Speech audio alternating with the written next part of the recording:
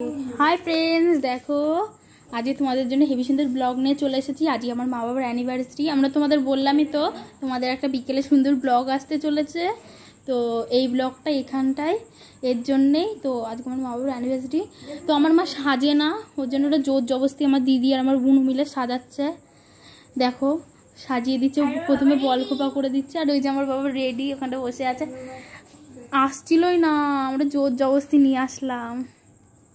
আর এই দেখো এখানটা সব ছাড়িয়ে ছিটিয়ে নিতে, আরও কিছু আনিনি কেন কি ঘরে আবার নিতে হবে জিনিসগুলো, ওর জন্যে তাড়াতাড়ি করে সাজিয়ে দিচ্ছে।